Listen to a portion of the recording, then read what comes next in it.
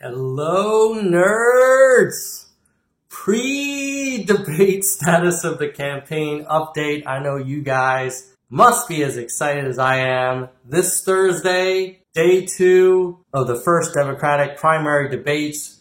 We've got our man, Andrew Yang, up there with Biden, with Bernie, with Booty. Harris will be there too, so that'll be cool. And then, of course, the day before, you've got Warren and some other people. So what I figured I'd do is give one last state of the campaign update before the debate so that when we do the one probably a week after the debate, we can see if the debate did anything. Now, there's going to be, of course, a risk that this is like the CNN town hall where we thought, or some of us thought it was going to be like kind of a rocket ship moment. It wasn't. But I don't know. I feel like this time is different. But you know what? That's what people who root for underdogs always think. So let's see what happens.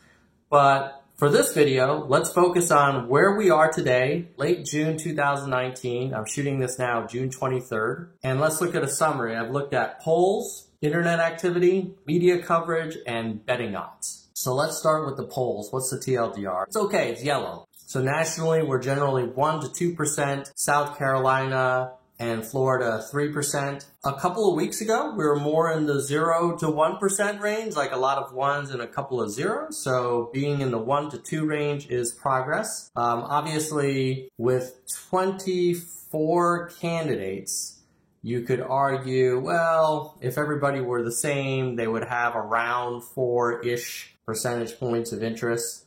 So we're still kind of performing under where we'd want to be if everybody were the same. And obviously we're in it to win it. So, but it's early. We are still hundreds and hundreds of days from Iowa and New Hampshire and South Carolina. And we'll see what happens after the debates. But for now, let's just say polls are okay. They're slightly moving up, pockets of interesting stuff in South Carolina and Florida, but we want it to be higher. Next, summary, internet. Let's make this one like a lime green. You've got Buttigieg, who on Twitter was just like this rocket ship, and he's not anymore. He's starting to show signs where gravity is starting to hold him back a little bit. I think probably some of the stuff that's going on in South Bend with the police shooting is not helping him. And I think a lot of people are asking like, hey, is he going to be able to really galvanize all of the Democratic Party, including the African-American vote? So with internet activity, you see basically Booty and Harris still growing very strong. Yang growing strong as well. Of course, the challenge is, for Yang to catch them, you'd need Yang to grow faster than Booty and Harris. I'm not even talking about Biden and Warren. I feel like they are so far away. Let's just focus on getting into the middle of the pack. But yeah, it's light green, basically because we don't have to worry about Booty rocketing away. However, it's even better when you look at search activity. So if you look at how many times people are searching on Google for Andrew Yang versus Pete Buttigieg versus Kamala Harris, you'll find they're actually really close, nationally almost interchangeable. So if you think about search as a indicator of people who are kind of mainstream voters that are just starting to do their research, this is fantastic. Next, for media coverage, I think this is the one where I put us in the yellow to maybe even orange range. Yes, we are getting pieces in major media platforms like New York Times and The Economist, but an analysis of cable news coverage shows that we are number 16 out of 24 campaigns in the amount of mentions of Andrew Yang, compared to the fact that he's number 8 of 24 based on polling. What this is suggesting is that the cable news media are covering Yang less than the interest from the people. That sucks, and I think that's where folks like us really need to dig deep and do what we can to spread the word, at least try and talk to one person every day about Andrew Yang. And then, of course, we really need to try and fund the campaign with donations so that we can offset. Basically, other candidates are getting free coverage, and we need to get the word out. Otherwise, it becomes this kind of vicious circle where the other candidates get more coverage than Yang. Yang then doesn't poll as well, and then the mainstream media then chooses not to cover him. So we need to kind of break that cycle. Who knows? Maybe the debates will change things. But when you think about it, he did have a CNN town hall. And so you could argue like, well, shouldn't CNN, they had a town hall with him. They should kind of wake up and realize like he's the real deal. It hasn't been reflected in the coverage. And even certainly MSNBC, I don't know what their deal is, but we know we've had many issues where MSNBC does not seem to be giving Yang a fair shake. So for media, I'm going to give that an orange. And then in terms of betting odds, this is probably the greenest of all, because gamblers, based on these betting markets, have determined that, remember, Beto and Yang were kind of like neck and neck and constantly trading places. Now we're starting to see cleaner separation where Yang is pulling away, and the gambling markets have determined that Andrew Yang has a better chance of becoming president than Beto O'Rourke. So that's awesome. So now we're moving up to the top of the third tier, but obviously got to get to that second tier and then ultimately the first tier. That is the quote-unquote TLDR, and I'm realizing that just took like almost 10 minutes. So let's quickly go one level deeper, and then we'll let you go because I know everybody's super excited about watching the debates. So here is a summary of 7 recent polls ranging from June 6th to June 18th. Basically what you'll see here is the last 2 polls, Yang was coming in at 1% and 2%, although I will call out that The Hill on the June 14th poll had him at 0, but then Politico USA Today, Fox, and Quinnipiac had him at 1 and 2. So the last 2 polls are encouraging.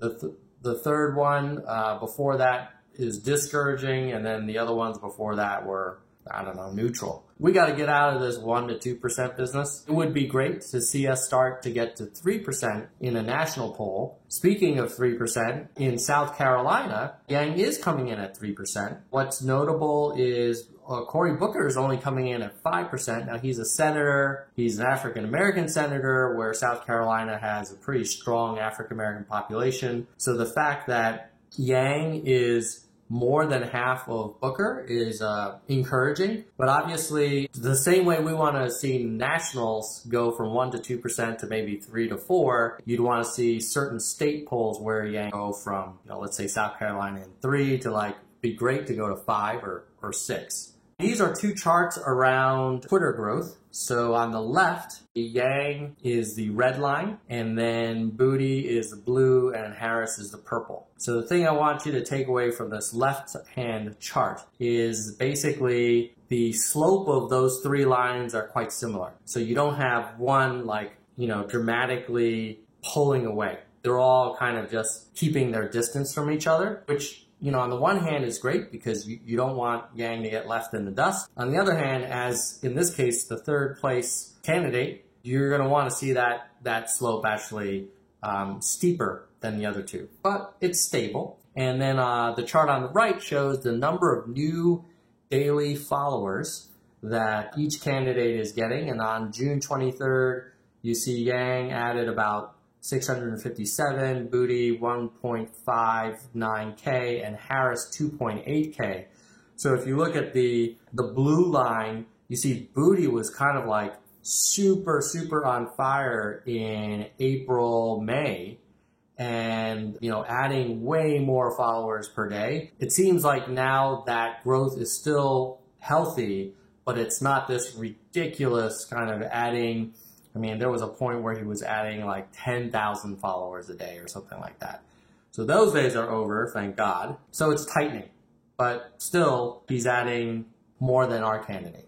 Okay, this is a analysis of Google search activity, and I picked up Yang, Harris, Booty, Beto, and Booker. First thing, there's no one searching for Beto O'Rourke nationally. It's quite dismal. I would imagine Beto donors are probably starting to think about who else they can back. But the other lines are for Booker, Booty, Harris, and Yang. And you'll notice, while Yang basically in like late May, early June was, considerably lower than Harris and Booty, if you now look at the right-hand side of this chart till June 16th onward, it's all together.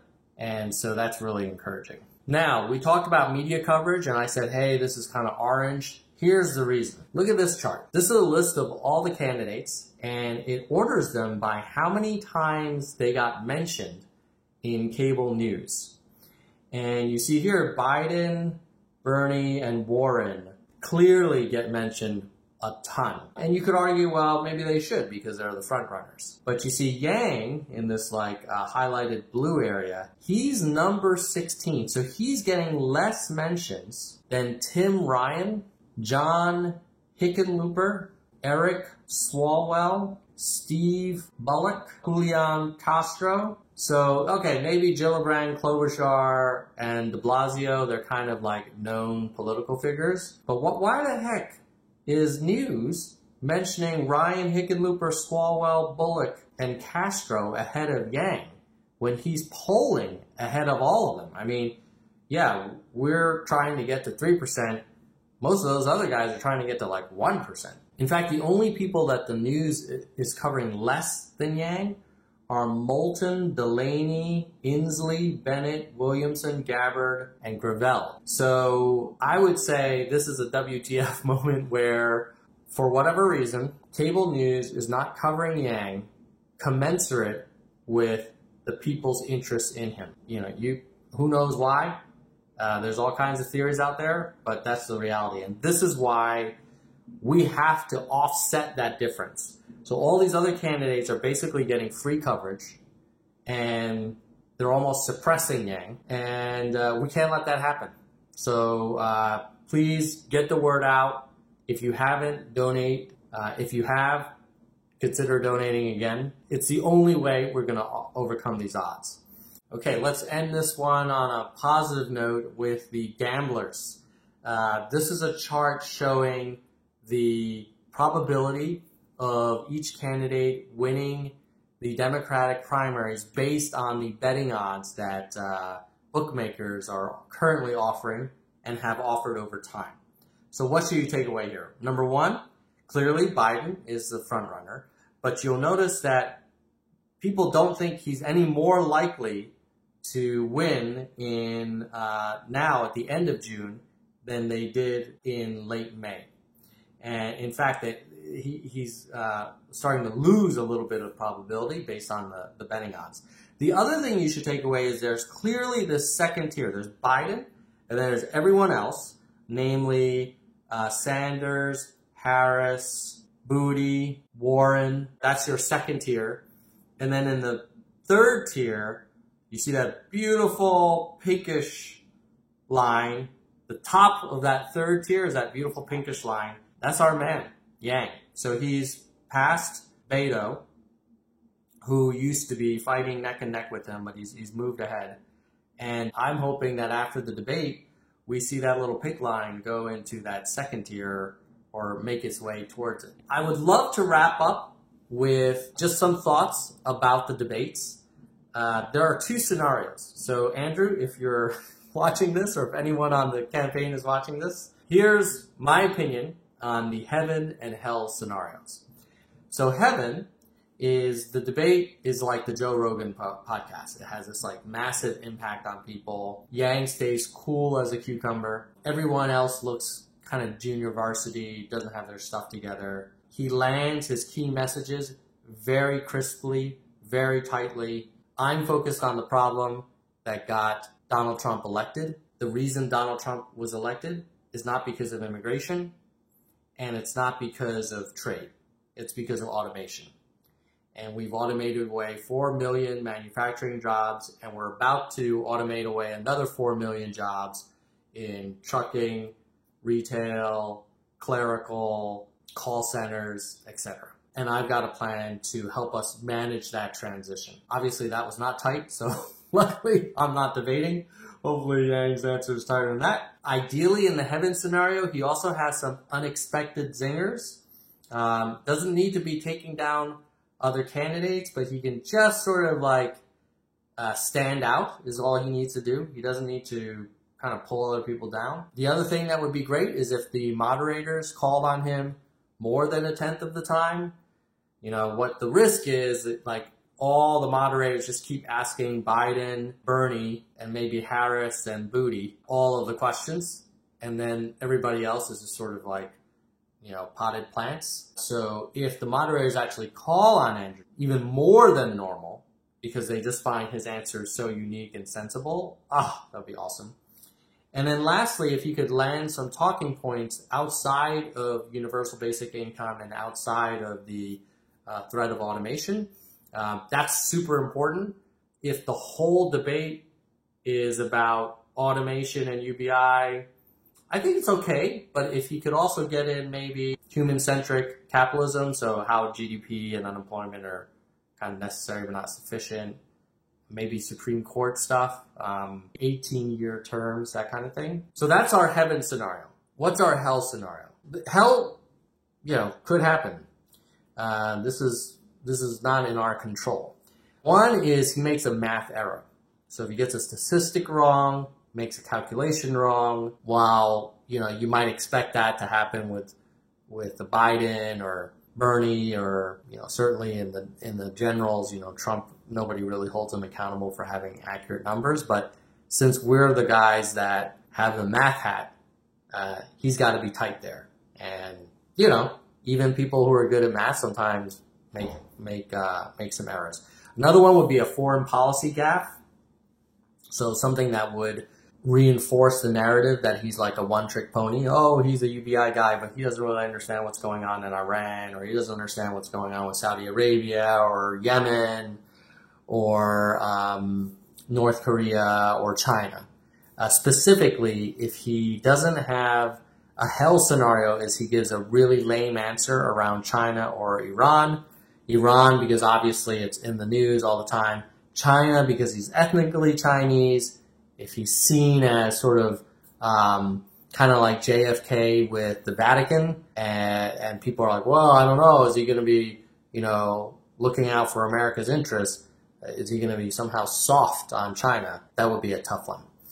Another one would be any discussion at length about socialism. Hopefully he talks about how his proposal is capitalism that doesn't start at zero, which I think is a great way to frame it. But we don't want him to be pigeonholed as Comrade Yang. Next, if he loses his train of thought, he's tired, he's sick, and, you know, he loses that crisp laser focus that he normally has, that would be a problem. The other hell is that he actually does okay, but then someone else has a killer like Booty, somehow suddenly has details.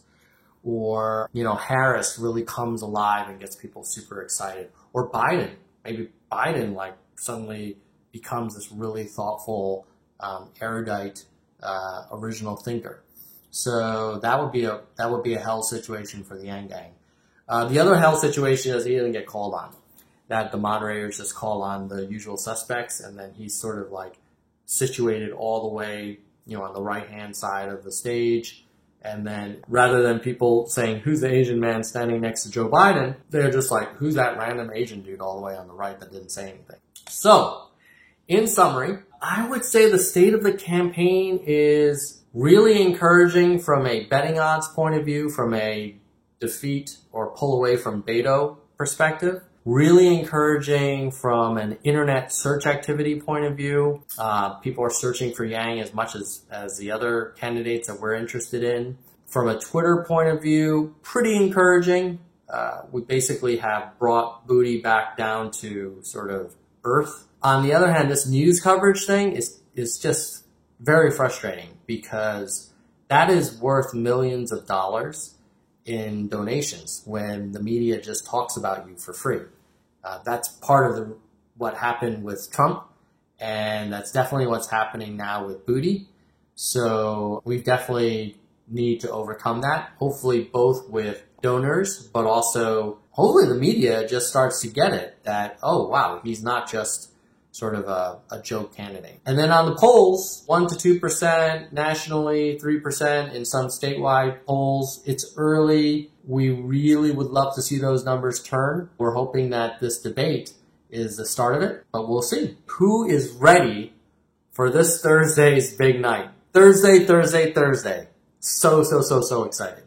I cannot wait to watch this. I hope you are as excited as I am. And I will do a status update, probably not right after the debate, maybe a week after to kind of see how it shakes out. Or maybe I'll do a short one, kind of the post-debate summary. But in terms of seeing the polls move and the media coverage, I think we're going to want to wait at least a week after the debate. So we'll see you for sure soon after the debate in some way, shape, or form. If this video is useful to you and you like tracking the Yang campaign, please subscribe. If you're already subscribed and you want to help get the word out more, please like and comment. In terms of comments, what do you think Yang needs to do? Some people say like, oh, all he needs to do is just introduce himself. I feel like he needs to do more personally, but I'd love to hear what you think. Also, what do you guys think about this whole lack of media coverage? I'll just put it out there. I wonder sometimes if he would get more coverage if he were of a different ethnicity, but I don't want to play identity politics or anything like that. I'm just trying to figure out, like, wait a minute. This guy is polling 8th. He's raised as much, if not more money than many of the candidates. He's got this great following on the internet. So what's going on with these journalists? Let me know in the comments, and hopefully we'll see you soon. Keep it real.